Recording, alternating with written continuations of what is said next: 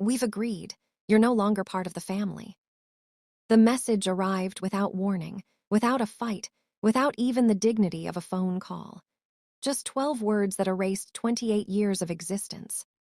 I stared at the screen, waiting for the 3 gray dots that meant my mother was typing again.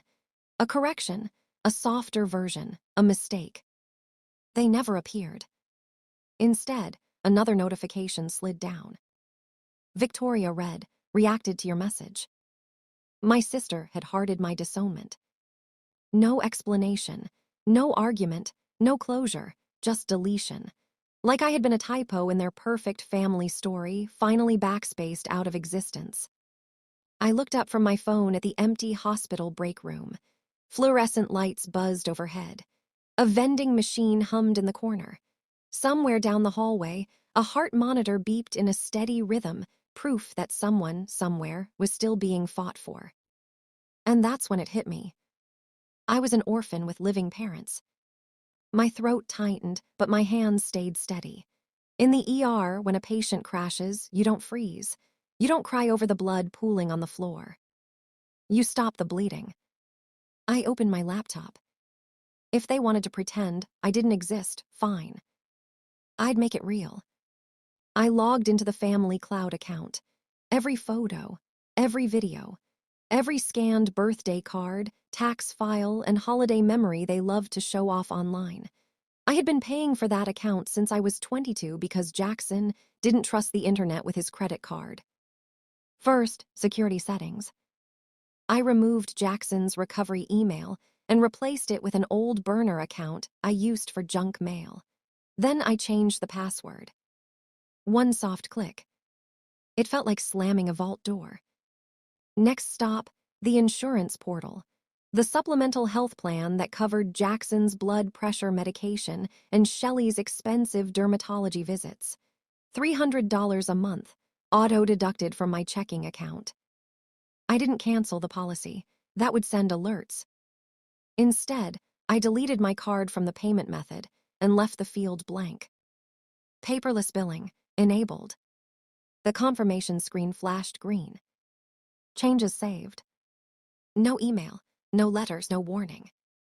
They would find out in 6 weeks, standing under harsh pharmacy lights, when the pharmacist politely said, "I'm sorry, your coverage has been terminated for non-payment." A ticking time bomb, buried under paperwork and silence.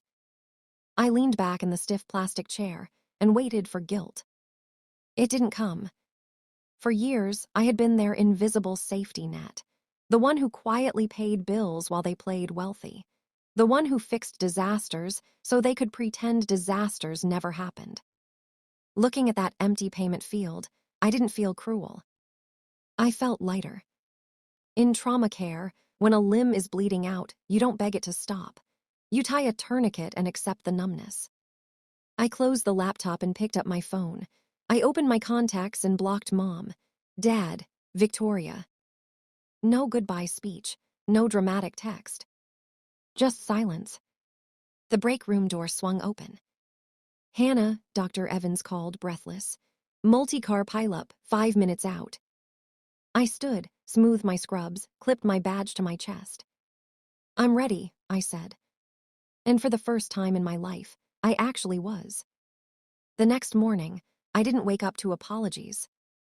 I woke up to war. 11 missed calls from Shelley, 8 voicemails from Jackson, 1 text from Victoria. "You're ruining everything." I pressed play on the first voicemail. "You ungrateful brat," Jackson snarled. "You think you can cut us off after everything we've done for you? Fix this now or I'm calling a lawyer. I will ruin you." I deleted it. They loved to talk about everything they done for me. I had my own list. 3 years ago, Jackson called in a panic. The bank was threatening foreclosure on Oak Hill, the so-called family estate. I emptied my savings and worked double shifts for 6 months straight. $42,000. Shelley told the neighbors Jackson had made brilliant investments. My name vanished before the wire transfer even cleared. Then Victoria's influencer dream, camera gear, lighting, website, branding, loans that somehow never needed to be repaid. $18,000. But the heaviest debt wasn't financial. It was the lie. At 18, they sat me at the kitchen table like I was being gently let down. "You're not college material, Hannah," Jackson said, calm and cold. "We don't want you embarrassing us by failing." Shelley slid a script across the table. "Tell people you're taking a gap year. Say you want to travel. Don't say we asked you to leave. We have a reputation." So I lied for them. I slept on a friend's couch, worked 2 jobs, ate instant noodles for dinner, studied between shifts, put myself through nursing school alone. While they told everyone I was finding myself, I protected their image while they erased me from it. For 10 years, I wasn't their daughter. I was their bank, their backup plan, and their PR shield. And now the bill was due. When Shelley finally reached me from a different number, her voice was sharp with panic. "I can't get into the cloud. All our photos are gone. Did you do something?" I stayed silent. "I called the pharmacy. Your father's policy is inactive. Hannah, fix this right now." I hung up. 5 minutes later, Jackson left a voicemail. His voice was low, controlled, the tone he used when he wanted to remind me who had power. "If those accounts aren't restored by noon, I'm reporting you to the nursing board. I'll say you're stealing narcotics. I'll say you're unstable. You'll lose your license. Everything." That one made me go still. In the ER, that's escalation. That's when you stop negotiating and call security. I didn't call security. I called a lawyer. Grandfather Arthur's lawyer. Mr. Sterling answered on the second ring. "Hannah," he said gently, "I was just about to call you. Your grandfather passed away early this morning." Grief crashed over me, deep and suffocating. Arthur was the only one in that family who ever saw me clearly. "The will reading is tomorrow at Oak Hill," Sterling continued. "Be prepared." "I will," I whispered. "Not just for grief. For battle." The next day, I dressed carefully. Oversized gray sweater, frayed cuffs, no makeup, shoulders slumped, eyes down. I even practiced making my hands tremble. Jackson and Shelley wanted a weak daughter they could bulldoze. Fine. I'd give them the performance of a lifetime. The Oak Hill Library smelled like leather, dust, and old money. My parents sat polished and rigid in designer black.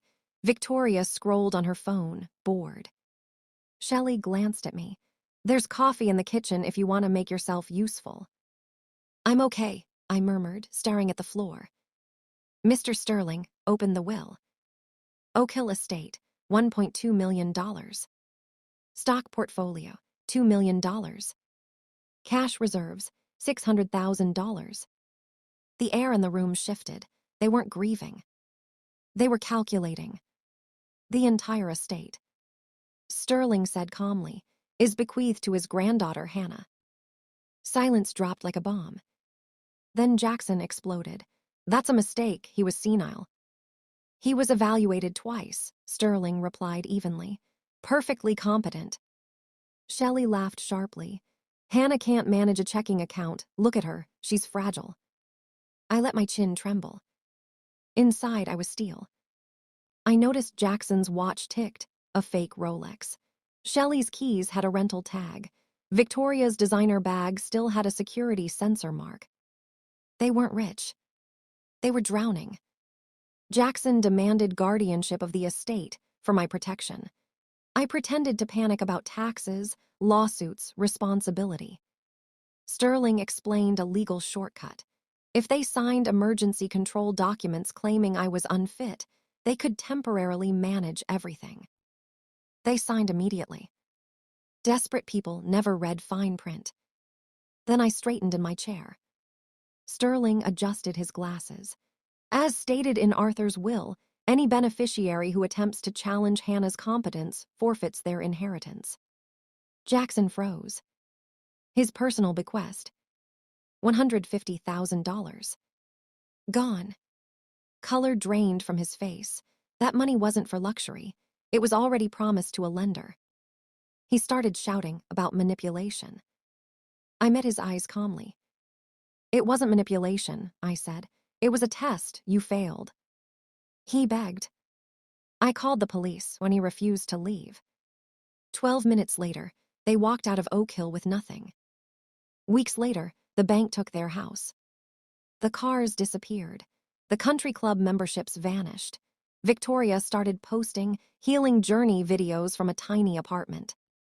I stayed. My first night alone at Oak Hill, the house was quiet in a way that felt like peace, not loneliness. I walked through rooms I had once been told I didn't deserve to stand in. In the hallway, I found an old photo of myself as a child tucked behind a vase. Small, smiling, hopeful. I held it for a long moment. Then I set it down. I didn't need a reminder of the girl who thought love had to be earned. I locked the doors, set the security system, and finally exhaled. If you're still waiting for people like that to change, stop. Don't beg for a seat at a table where you were always the meal. Change the locks. And never hand them the keys again. If this story touched your heart, don't forget to like and subscribe.